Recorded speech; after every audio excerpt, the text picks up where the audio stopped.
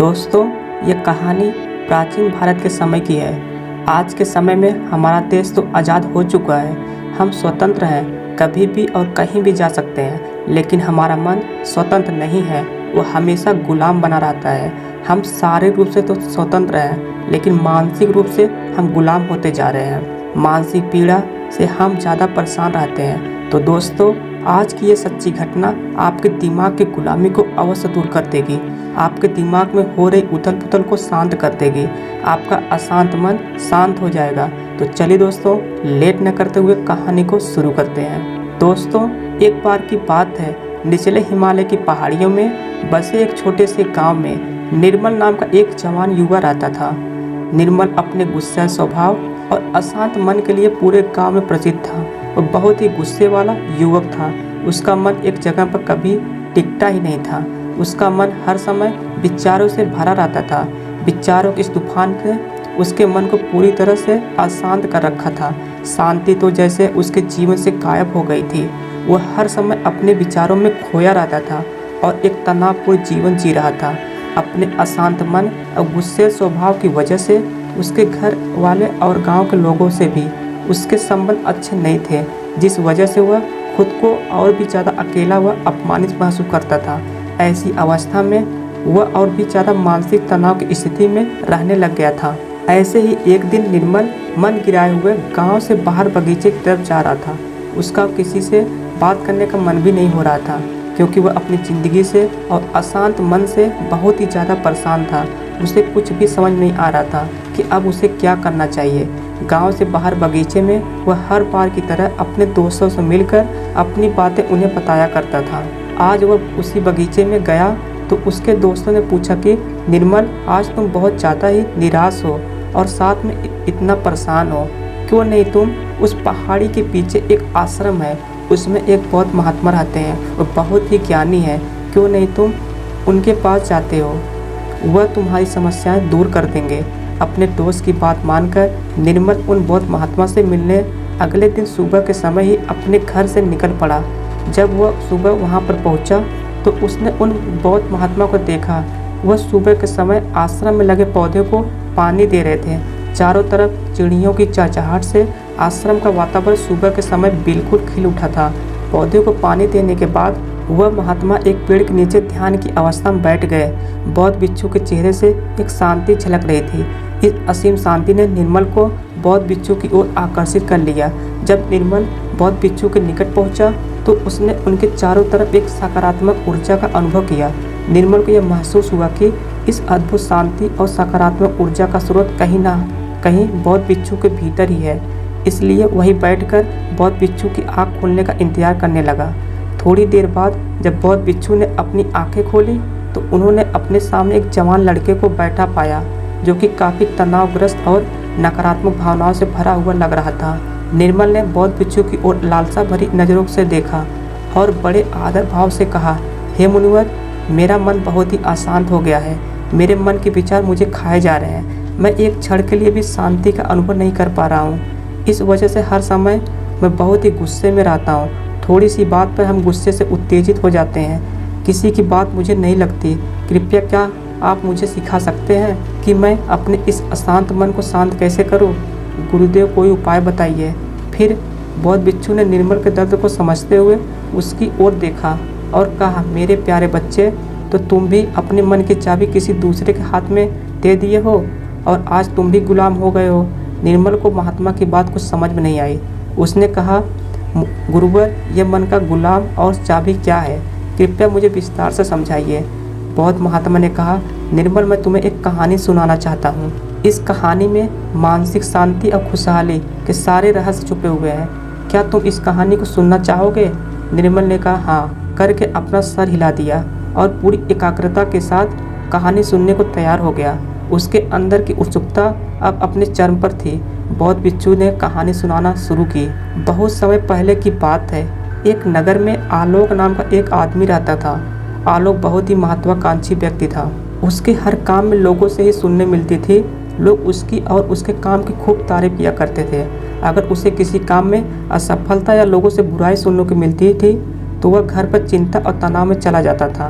वह छोटी छोटी बातों पर ही परेशान हो जाता था। उसका मानना था कि सफलता और भौतिक संपत्ति उसे मनचाहा सुख देती हैं, लेकिन आलोक जितना ही सफलता और तारीफ के पीछे भागता रहता था, वो उतनी गहरी मानसिक तनाव में डूबता जा रहा था। जब उसके काम की कोई तारीफ नहीं करता था तो वह बहुत ही ज़्यादा परेशान हो जाता था। एक दिन अचानक ही उसका सामना उस समय एक बहुत ही प्रसिद्ध बौद्ध भिक्षु से हुआ, जिनका नाम महाकौशल था। महाकौशल अपने हजारों शिष्यों को ध्यान साधना की शिक्षा दिया करते थे और वह खुद भी एक बहुत बड़े ध्यानी और आत्मज्ञानी व्यक्ति थे।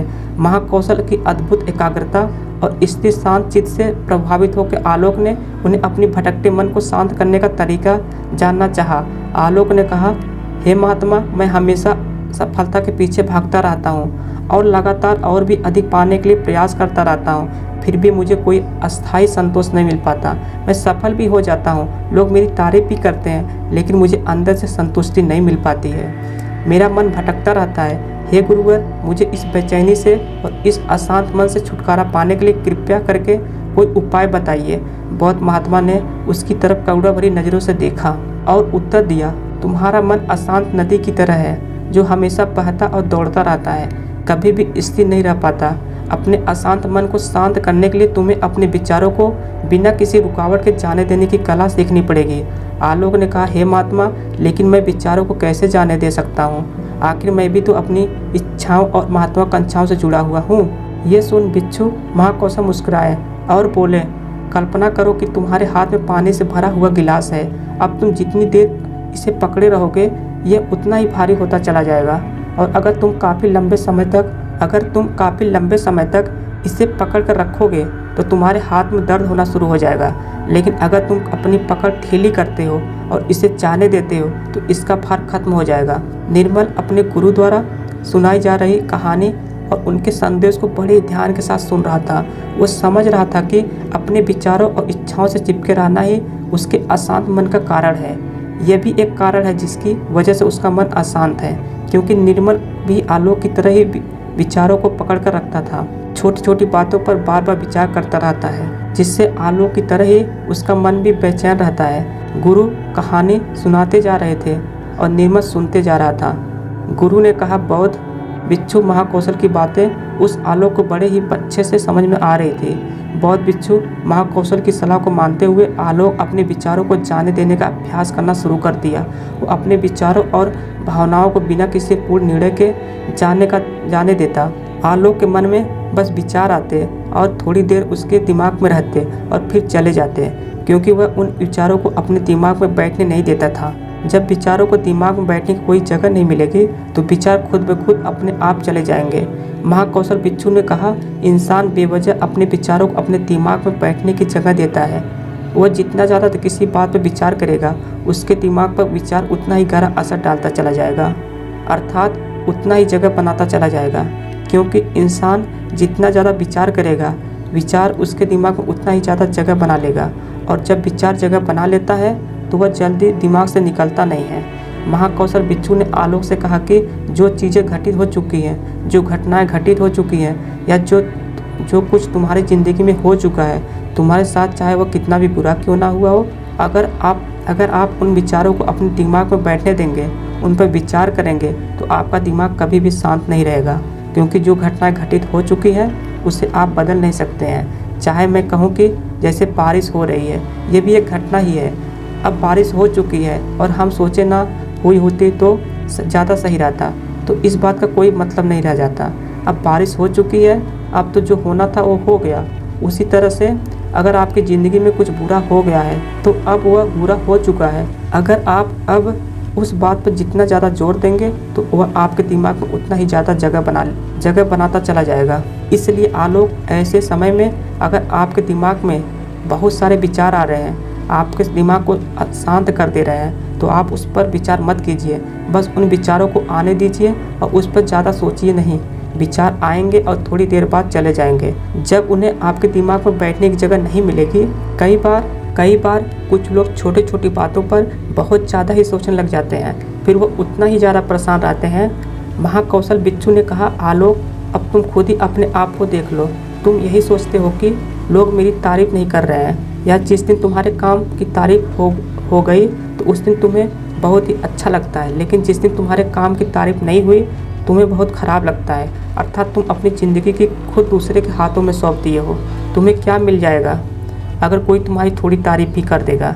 वो तुम्हें थोड़ी देर के लिए शांति तो ज़रूर देगा, चंद पलों के लिए, लेकिन उसके बाद तुम फिर अपनी तारीफ पाने के लिए दोबारा से वही काम करने लगोगे।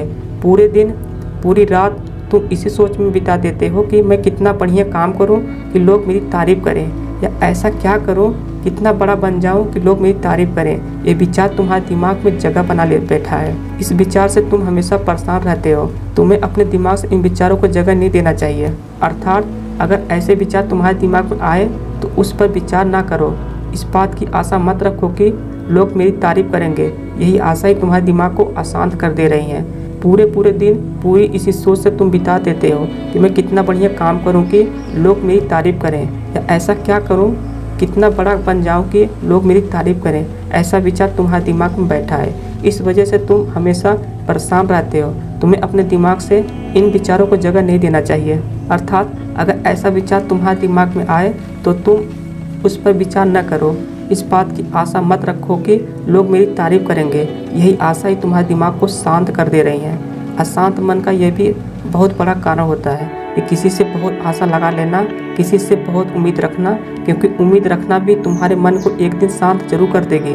ज़रूरी नहीं कि तुम्हारी हर उम्मीद पूरी हो, और ज़रूरी ये भी नहीं कि तुमने जिससे उम्मीद लगाया है वो तुम्हारी उम्मीद पर खड़ा उतरे, क्योंकि उम्मीद एक दिन ज़रूर टूटती है। और जब उम्मीद टूटेगी तो तुम्हें दुख होगा, तुम्हें बहुत दर्द होगा, तुम्हारा मन भी अशांत हो जाएगा, तुम गहरे दुख में डूब जाओगे। इसलिए किसी से बहुत ही उम्मीद मत रखना। तुम अपने लिए जियो, क्योंकि जब तुम खुश रहोगे तो पूरी दुनिया तुम्हें खुश दिखाई नजर आएगी। वह तुम्हारी अपनी खुशी है, इसे तुम अपने हाथों में रखो, क्योंकि इस दुनिया में तुम अकेले आए हो, अकेले ही जाना है। तो अपनी ज़िंदगी अपने हिसाब से जियो। लोग सबसे ज़्यादा इसलिए परेशान रहते हैं क्योंकि वो सोचते हैं कि दुनिया क्या कहेगी, लोग क्या कहेंगे, भविष्य मेरा कैसा होगा, उसने मुझे आज ऐसा कह दिया। यही सब विचार उसके दिमाग में जगह बना लेते हैं, और जब विचार जगह बना लेते हैं, आपके दिमाग में बैठने की जगह उन विचारों को मिल जाती है, तो वे उतनी आसानी से आपके दिमाग से नहीं निकलेंगे। आप कितना भी पूजा पाठ क्यों न कर लें, आपका दिमाग शांत ही रहेगा। आलोक ने कहा, गुरुवर मेरे साथ भी ऐसा ही हो रहा है। मैं यही सोचता हूँ कि पूजा पाठ कर लूँ तो मेरा दिमाग शांत हो जाए, लेकिन ये शांत होता ही नहीं। जब तक मैं पूजा पाठ करता हूँ तब तक तो मुझे शांति मिल जाती है, लेकिन फिर उसके बाद मेरे दिमाग में वही सब विचार आने लगते हैं। महाकौशल बिच्छू ने कहा, आलोक अपने आप को जागरूक करो, समझो इस बात को कि असली शांति किस तरीके से प्राप्त की जा सकती है। पूजा पाठ तो तुम्हारी नित्य प्रतिदिन की क्रिया है, इससे तुम्हारा दिमाग शांत नहीं होने वाला है जब तक कि तुम ध्यान में बैठकर अपने विचारों को समझने का प्रयास नहीं करोगे, अपने आप को जागरूक नहीं करोगे कि कौन से विचार हमारे लिए अच्छे हैं और कौन से विचार हमारे लिए बुरे हैं। विचारों को अपने दिमाग में आने दो और उन्हें जाने दो, उन्हें जगह मत दो, अर्थात उन विचारों पर ज़्यादा जोर मत दो, और अपनी आज़ादी की चाबी अपने हाथ में रखो, किसी के हाथ मत रखो, वरना तुम कभी स्वतंत्र नहीं रह पाओगे। शारीरिक रूप से तो तुम आज़ाद हो, लेकिन आंतरिक रूप से तुम गुलाम हो। आंतरिक रूप से भी खुश होने का प्रयास करो, आंतरिक रूप से भी खुद को स्वतंत्र रखो। अपने स्वतंत्र होने की चाबी अपने हाथ में रखो। ये दुनिया है, इसका काम है बोलना, बोलकर आपको परेशान करना। जितना आप इस बात से परेशान होगे, लोगों को और मज़ा आता जाएगा, वे तुम्हें और ज़्यादा परेशान करने की कोशिश करेंगे। तुम्हारी आंतरिक स्वतंत्रता रूपी चाबी को वह तुमसे छीनने का प्रयास करेंगे। इसलिए अपनी चाबी किसी को मत दो। इस दुनिया में कुछ भी अस्थायी नहीं है, सब कुछ बदलता रहता है। एक समय के बाद सब कुछ बदल जाता है। एक दिन तुम्हारे चाहने भी तुमसे दूर हो जाएंगे, फिर कोई और आएगा। आज तुम यहाँ हो मेरे सामने, कल तुम कहीं और होगे। जब इस दुनिया में कुछ भी अस्थायी नहीं है, सब कुछ बदलने वाला है, तो तुम अपने दिमाग में विचारों को क्यों अस्थायी जगह दे रहे हो? ऐसे विचारों क्यों तुम बार बार सोच रहे हो? खुद को स्वतंत्र रखो, अंदर से भी और बाहर से भी।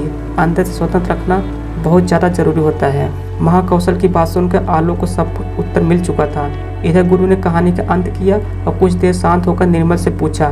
निर्मल कुछ समझ में आया तो उत्तर मिला कि हाँ। निर्मल तो मानो एक मूर्ति के समान वो गुरु को एकटक देखता ही जा रहा था। उसके मुख से कुछ भी निकल नहीं रहा था, क्योंकि ऐसी बातें आज से पहले वो कभी किसी से मुख से नहीं सुनी थी, या ऐसी कहानी अपने गुरु के मुख से सुनी कि जो शायद उसे जीवन की सच्चाई बता गई। शायद उसे जीवन का रहस्य भी पता चल गया। वो बिल्कुल मौन हो गया था। कुछ देर बाद निर्मल ने अपनी चुप्पी तोड़ी और कहा, हे गुरुवर, मेरा कोई प्रश्न नहीं बचा। अब आपसे विनम्र निवेदन है कि मैं भी आपके साथ इसमें कुछ दिनों के लिए रहना चाहता हूँ। मुझे तो इस दुनिया की काफ़ी सच्चाई पता चल गई है और मैं आपके साथ रहकर खुद को भी अब जानने का प्रयास करूँगा और लोगों को भी इस शब्द के बारे में बताऊंगा, इस रहस्य के बारे में उन्हें भी बताऊंगा। दोस्तों, आज की कहानी बस इतना ही। मुझे उम्मीद है ये कहानी आपको ज़रूर पसंद आई होगी। यदि आपको यह कहानी पसंद आई हो तो एक लाइक, यदि आप चैनल पर नए हो चैनल को ज़रूर सब्सक्राइब करें, जिससे नए वीडियो जो डेली अपलोड किए जाते हैं उसका नोटिफिकेशन पहले आपको मिले। आज के लिए इतना ही दोस्तों, मिलते कल एक इंटरेस्टिंग वीडियो के साथ। धन्यवाद दोस्तों।